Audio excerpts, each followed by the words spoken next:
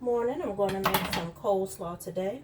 So the first thing is to cut the bottom piece off and then cut it in half. Once it's in half, go ahead and take this little core out. I have a good serrated knife, so I don't have to use too much pressure. I don't know if you can see those teeth. And then I also have me a good straight edge to go in there and get that core piece out. So this one, I've already cut the bottom off. And I'm going to go in here and get this core out. Just like that. Don't have to do a lot. Okay?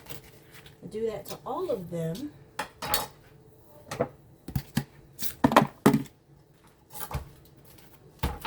don't know if you can see that.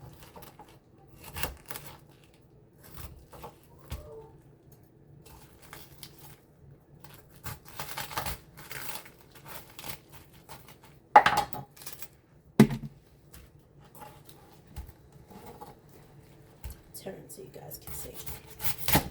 I'm sure everybody knows how to cut a cabbage, but there may be some people who are new to cooking who just aren't too sure.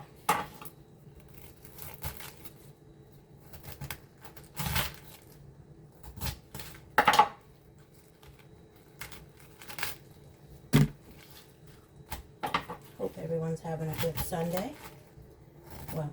Well, day, period. It's Sunday when I'm recording this. So.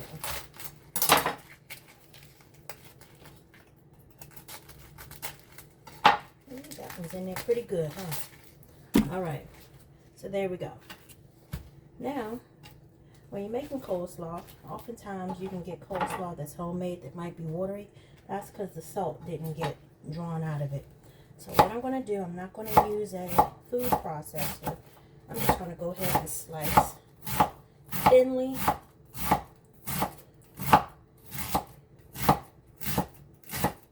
all the way across. Put this in my bowl. Now, my bowl, I have a colander here, and I'll show you why in a minute. All right.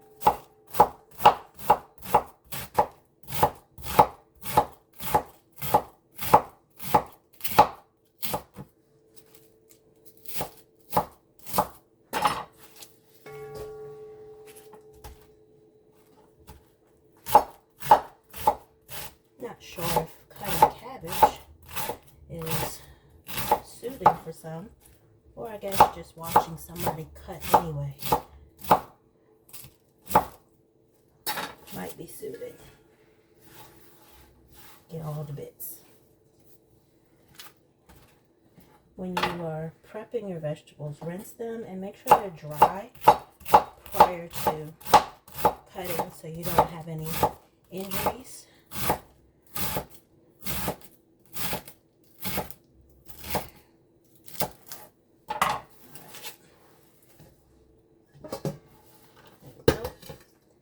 Now that we've got that, I like to break it up a little bit. Now there's nothing down in this bowl here, but I did set it inside of there because I'm going to salt this cabbage and then let it sit for a little bit, and it's going to draw all that water out.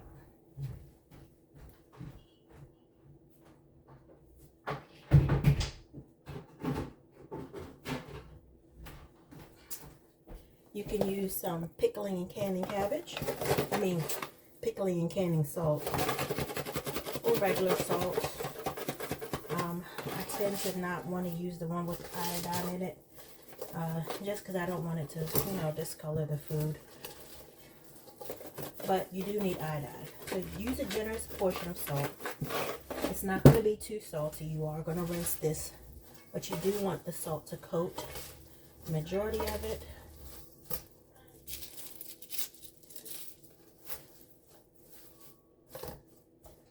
And we're going to put a towel over top of that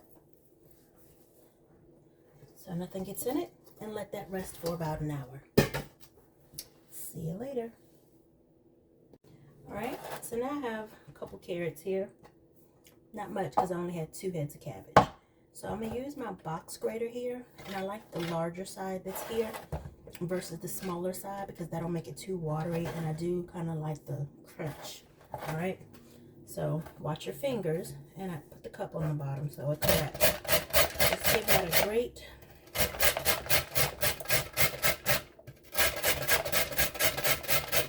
And I'll be back when I'm done. All right, so I got my carrot grated. Nice large grate or shred, however you want to call it. I'm gonna leave that there, and we're gonna do half of this sweet onion. I like sweet onion in my coleslaw. Sometimes I use red onion. I might throw a half of red onion in there, we'll see. But we're just gonna use half of this for today. Alright, when you're doing your onions, make sure you get that little skin off this right there so that your knife doesn't slip. And for the onion, I like it to be diced a little bit small. If you can see how that is. Just so you get some with each bite. I like the sweet onion versus the regular white onion, so it doesn't have that jump out and punch you in the mouth onion flavor that raw onion can sometimes have. Which I like onions, so it doesn't make me any difference. You definitely don't have to have the onions, but I'm gonna break this up a little bit so you can see that it's not big pieces. They're actually pretty small. There you go. Can you see? All right. I'm gonna throw that in there. Ooh, excuse me. Sometimes onions make people cry. Sometimes onions make people sneeze. Onions don't bother my eyes too much. But you know they always say it's the cook. You know, they don't really bother the cook too much. Always bother everybody else. Right. So I'm just going to set that over to the side. You don't have to salt this. So in another bowl, let me clean up my hair a little bit. Now that we've got our veggies done, we can get our dressing ready. The dressing is going to be really easy because who got time for all that? So let me get a bowl.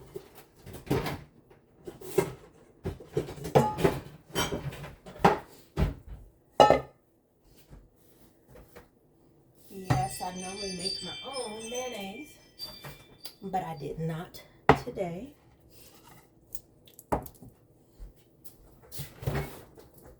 So we're going to use what I got on sale.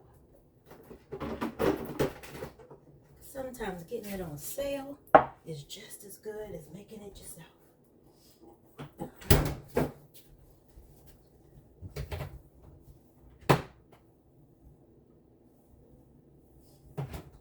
I think somebody done used up all my vinegar. Yeah, they did.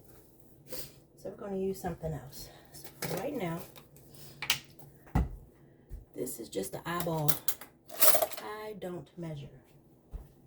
So this is an approximation of how much you need. So this is a 30-ounce jar of mayonnaise. Since I have 2 heads, I'm going to do about maybe a 1/4 of that jar. See, I didn't take too much out. About a 1/3 or a 1/4. So let's see, that's about 10 ounces. Then I have my favorite Dijon mustard. I'm going to do about a spoonful of that. Then I have my pepper sauce that I made myself. It's habanero peppers. This is one of the bottles I had left over because I like it spicy. Also, this will kind of be a replacement for vinegar. And then potbelly hot peppers. I love these. Love them, love them, love them. I like jalapenos in my coleslaw. I don't have any pickled jalapenos or fresh jalapenos, but I have this. So I'm going to put about 2, let's do 3 good spoons of that in there. It's a pepper mix. It has about, let's see, hot peppers, a little oil, celery, cauliflower, carrots, olives, pimentos, white vinegar, herbs, and spices. So that is what I like. We're going to go with that. And then you can't go wrong with a little pepper.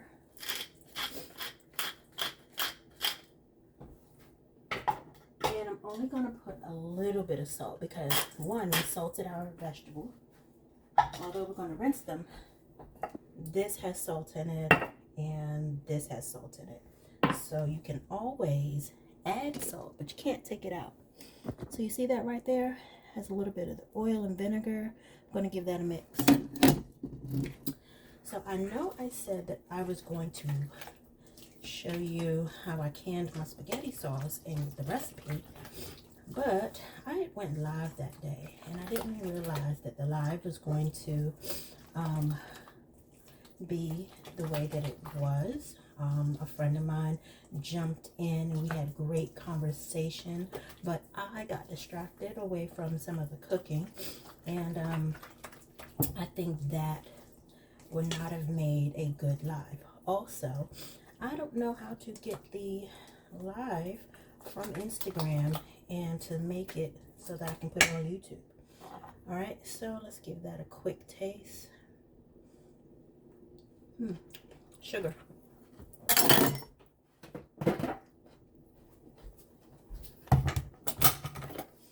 You don't need much. That's about 2 teaspoons of sugar. And I like my mix to be a little on the thick side. So this is my thick and creamy coleslaw mix. And it is already at that I made it earlier today stage where the flavors are already mixed really well, but I do want to mix this ahead of time and go ahead and put this in the refrigerator and let that continue while we wait for our coleslaw. Well, our cabbage actually. So I'll be back. Okay, so it's been over an hour, but if you look, the cabbage now looks wet. All of that is the water that was released from the cabbage. I didn't put any water on this. So some of it has drained down into the bowl, but I moved it earlier. But as you can see, even my hand is wet. That is exactly what we want. So we're going to rinse this with some cold water to get the excess salt off because we don't want salty coleslaw. And then let it drain and I'll be back. Okay, so we're back. If you don't want to wait for it to drain in the colander, then you can go ahead and put it in a salad spinner just to drain out as much of that water as you can. Just to give you a look. Everything is rinsed out so you don't have watery coleslaw. Alright, now I'm going to go ahead and dump it in this bucket. My daughter calls it cooking in a bucket. Might not want to store your food in there, but you definitely can use it for making large quantities of stuff when you need a large deep bowl. So I broke my tripod, so I will do as best I can to give you a good visual. Alright, so let's get the carrots and onions. Yep. And see if I can balance it. Oh, there we go. Let's get the carrot and onions in there.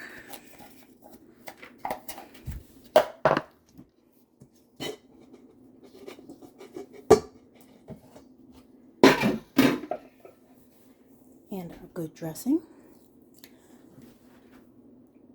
Now I do have a spatula to use.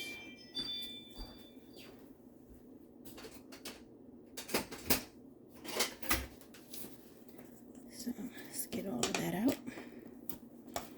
And the good thing about it being thick is some of the leftover moisture that may come out of the coleslaw, it will thin out the dressing some. so you don't end up having soggy dressing, but a nice thick and creamy one. Now, I could just go ahead and mix it like that with the spatula.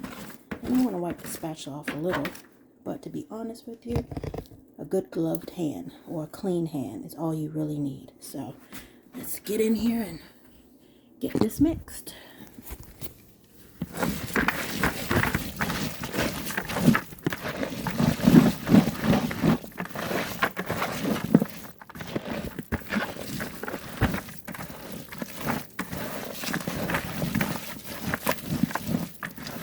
Faster than anything else you have. Sometimes your hands are the best gift you can have. Look at that coleslaw. I think that looks great. Let's see if I can get a taste tester. You want to come taste this coleslaw? This cooking in a bucket?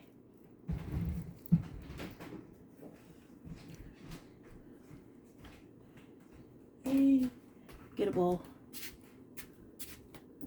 Or a plate, whatever. Wow, a big bowl? Come on. All right. Give it a taste. Okay.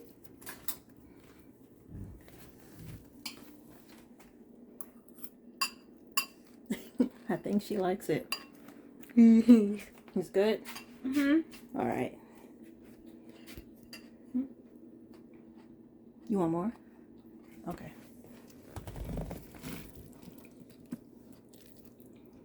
Yeah. You're welcome. All right. So I will put this into a smaller container for the refrigerator if there's anything left. You saw how much she took. Now I'll be back. All right. So here we are. This is a 9.5 cup container. So that's enough to last for maybe a week, or for a party of, 10. Depends on how much they eat. Hopefully not as much as my daughter eats, but this may last us a week. So I hope you enjoyed, and if you try this recipe and you like it, let me know.